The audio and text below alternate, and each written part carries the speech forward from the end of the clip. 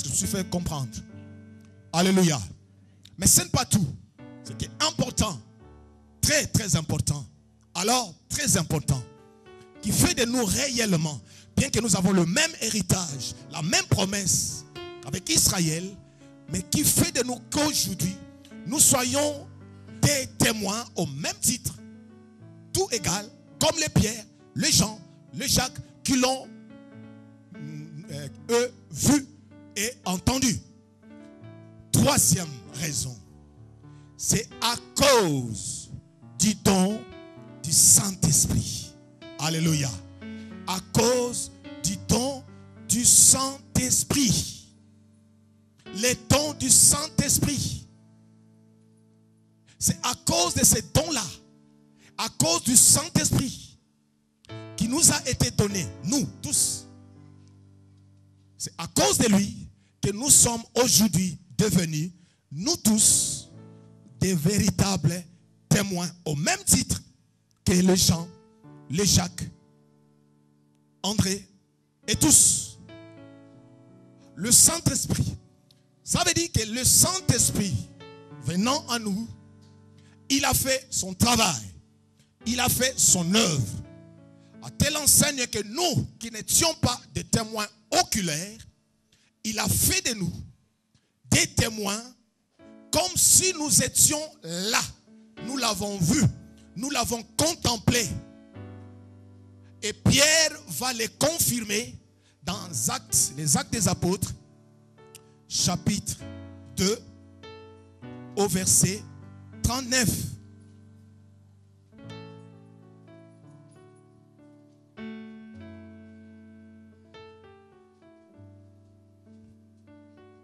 Au verset 39, qu'est-ce que Pierre va dire par l'Esprit? Il va dire ceci: car la promesse est pour vous, pour vos enfants et pour tous ceux qui, au loin, en aussi grand nombre que le Seigneur, notre Dieu, les appellera. Donc, en d'autres termes, Pierre voulait dire que cette promesse-là que vous voyez,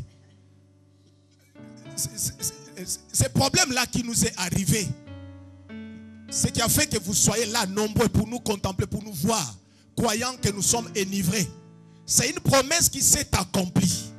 C'est pourquoi vous nous voyez en cet état. D'ailleurs, on ne peut pas boire à la 9e heure de la journée. Alléluia. Mais c'est une promesse qui s'est accomplie. Vous recevrez une puissance. Le Saint-Esprit survenant sur vous, et vous serez mes témoins. Paul savait, plutôt Pierre savait, que là, c'est l'accomplissement par l'Esprit. Il va prendre la parole. Il va dire que c'est simplement l'accomplissement de ce qui a été promis. Ce que Joël a promis depuis.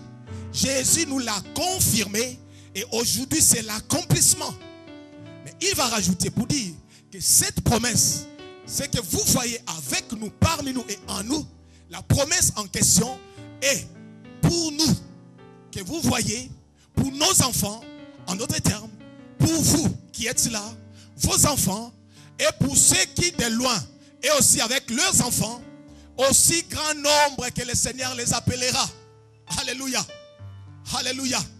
La promesse quand elle est venue, c'est pour que l'Esprit nous fait de nous des véritables témoins. C'est cette œuvre-là qui a fait qu'aujourd'hui, et le Pierre, et les Jean, et le Barthélemy, aussi que nous autres, nous soyons tous des témoins de Jésus. C'est-à-dire, par l'Esprit, nous sommes devenus de véritables témoins au même titre que les disciples. Alléluia. Quelqu'un m'a compris. Je me suis fait comprendre. Alléluia. Au même titre que ceux qui l'ont vu. Au même titre. L'Esprit a fait de nous. Pierre l'a confirmé. Cette promesse, elle est aussi pour vous, pour vos enfants. Et ceux-là, aussi grand nombre, des loin qui sont au loin. Là, c'est toi qui étais au loin, moi. Les nations maintenant. Alléluia. Nous qui sommes venus des nations. Pour eux aussi et leurs enfants. Ça veut dire que de génération en génération, toute la surface de la terre, cette promesse, elle est pour vous. Alléluia. Elle est pour nous, peuple de Dieu. Et l'Esprit est venu, il a fait de nous de véritables témoins pour témoigner Jésus de Nazareth. C'est pourquoi je dis aujourd'hui, là, notre sous-thème, c'est vous serez mes témoins. Là, nous comprenons que, n'est-ce pas, l'ordre en question ou la promesse en question ne concernait pas que les disciples, les 12 ou les 120, mais ça concerne aussi totalement, dans son entièreté, nous autres qui croyons en lui aujourd'hui, qui sommes devenus enfants de Dieu. Par la promesse, par la grâce, ça nous concerne. Voilà pourquoi ce thème, cette mission est capitale. Cet ordre que le Seigneur a donné mérite l'obéissance, l'exécution, frères et sœurs. Alléluia. Si on ne les fait pas, quelque part, on désobéit. Et si on désobéit à Dieu, frère, la Bible déclare que l'obéissance vaut mieux que le sacrifice. À la clé, derrière toute obéissance, il y a la bénédiction. Des fois, ce n'est pas important de crier, de prier, de gêner même. Seigneur, bénis. Seigneur, bénis-moi, bénis-moi, bénis-moi, bénis-moi. Frère, il suffit tout simplement d'observer la parole de Dieu et d'obéir à la parole de Dieu. À toutes les recommandations de Dieu écrites dans la parole. Obéis. Et la suite, c'est la bénédiction. Deutéronome nous dit, si tu obéis, si tout est conditionnel, si tu obéis à la parole, n'est-ce pas, à la parole de Dieu, si tu obéis, voici la suite. Toute une liste, n'est-ce pas, des bénédictions. C'est pourquoi David, par la foi, David, avec la révélation, il a dit simplement, les bonheurs et la grâce m'accompagneront tous les jours de ma vie. Ça veut dire que moi, David, je ne suivrai pas les bonheurs. Bonheur où es-tu?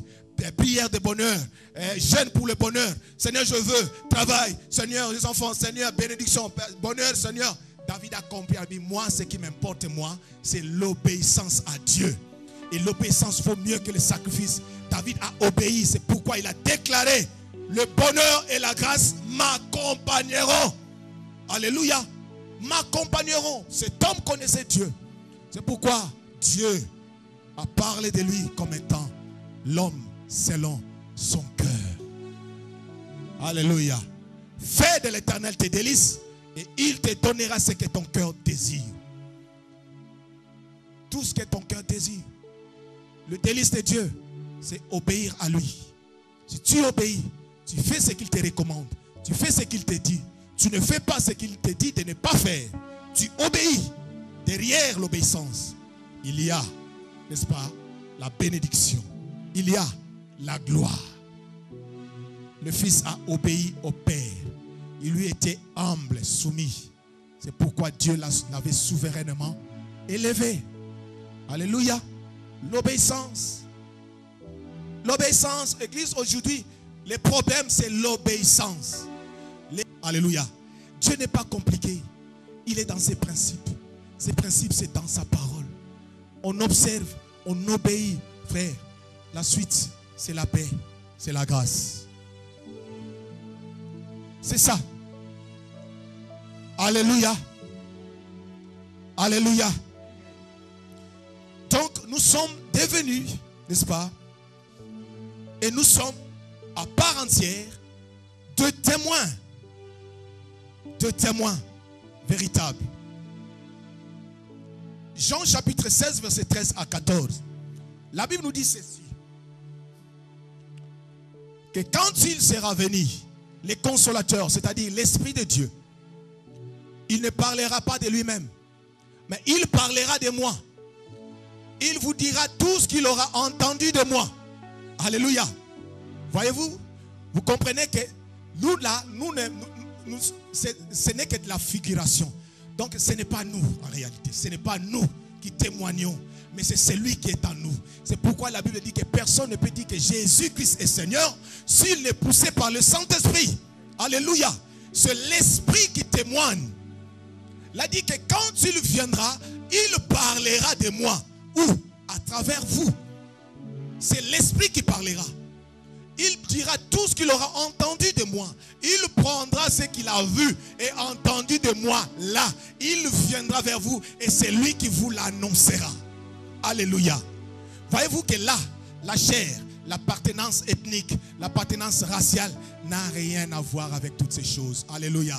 Seul qui compte, c'est lui qui est disposé et que l'Esprit vient prendre contrôle, l'Esprit vient se remplir en lui, prend le contrôle de tout et l'Esprit lui-même va s'occuper de la chose. Alléluia. S'occuper de la chose. Frère, je ne suis pas plus loquace que vous là, que vous êtes là. Je ne sais pas parler mieux que vous. Non. Si je parle devant vous, c'est parce que quelqu'un m'aide. Et c'est lui qui m'aide à parler, à témoigner de celui-là que je n'ai jamais vu physiquement, mais en qui je crois. Et je peux le témoigner devant vous. Bien-aimés dans le Seigneur, je ne suis pas plus intelligent que vous. La théologie, je ne la connais pas. Je ne la connais pas. Alléluia. Je ne suis pas plus intellectuel que vous. Détrompez-vous. Mais c'est celui-là qui me donne cette petite capacité de témoigner, de parler de lui. Et je suis témoin à cause de lui. Ce que je vous annonce, c'est lui qui me le communique. Alléluia. Je n'ai passé à aucune école. C'est lui qui me le donne. Et je vous le communique. La Bible déclare que c'est poussé par le Saint-Esprit que les hommes ont parlé de la part de Dieu. Hier, je vous ai parlé, je vous ai dit que les gens peuvent parler de Dieu. Il y en a beaucoup, ici et là, qui parlent de Dieu. Dans la théologie, on apprend les gens comment parler de Dieu. C'est quoi Dieu? C'est qui Dieu? On les apprend. Ils peuvent parler de Dieu. Ils connaissent Dieu dans la connaissance intellectuelle. Ils connaissent Dieu et ils parlent de lui. Mais la Bible dit, pour parler de la part de Dieu, on ne peut pas parler de ce Dieu-là par la chair, car c'est Dieu et esprit. La Bible me dit que mes paroles sont esprit et vie. On ne peut parler de ce Dieu qui est esprit que par son esprit. Voilà pourquoi Paul, qui n'était pas un témoin, ça c'est une preuve, qui n'était pas parmi les disciples, les 12, qui l'ont vu, qui l'ont contemplé, qui l'ont touché, qui ont marché avec lui. Paul n'y était pas. Alléluia. Mais Paul l'a rencontré par la révélation sur le chemin de Damas. C'est là où il a rencontré Yehoshua. Et lui a dit que pourquoi me persécutes-tu? Il a compris que cette voix, jamais je l'ai entendue dans le monde. Cette voix, c'est la voix du Seigneur. C'est là où il a fait la rencontre avec le Seigneur, avec Jésus. Mais voyez-vous que par l'Esprit, quand l'Esprit était rempli, il était rempli par l'Esprit de Dieu, après être imposé la main, bien-aimé dans le Seigneur, Paul était devenu capable. Lui qui persécutait des églises, lui qui tuait des chrétiens, il était devenu capable de témoigner Jésus avec véracité. Il témoignait un Jésus avec une force véridique. Alléluia.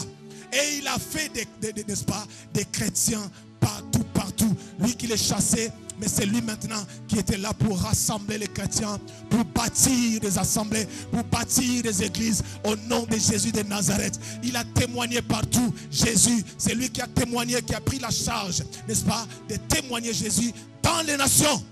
Alléluia. Mais il ne l'avait pas vu, il ne l'avait pas entendu, comme nous, toi et moi. Mais il a accompli, il a fait l'œuvre d'un témoin. Il a témoigné Jésus de Nazareth. Jésus de Nazareth. Oh, je bénis le Seigneur. Quand ce jour-là, il va dire, moi, Saoul que vous connaissez, je suis mort. Saoul que vous connaissez, je ne vis plus. Maintenant, celui qui vit en moi, c'est Jésus de Nazareth. Il voulait dire que l'esprit de Jésus m'a saisi. Maintenant, c'est lui, son esprit, qui est en moi. Alléluia. Et il a commencé, dès ce moment, à témoigner Jésus par l'esprit de Jésus qui était en lui. Parce que Paul était mort. Saoul, mort. Lui qui tuait, lui qui persécutait. Alléluia. Alléluia. Est-ce que quelqu'un comprend quelque chose? Alléluia. Est-ce que tu comprends quelque chose? Est-ce que Dieu te fait-il du bien? Alléluia. Oh, j'aime la parole de Dieu, frère. J'aime la parole de Dieu. Il a fait de moi un témoin. Il a fait de toi un témoin. Il y a beaucoup de témoins en cet endroit. Des témoins authentiques de Dieu. Il y a de ceux-là que Dieu est en train de perfectionner. Il y a de ceux-là que Dieu est en train, n'est-ce pas, de revêtir de sa grâce et de sa puissance.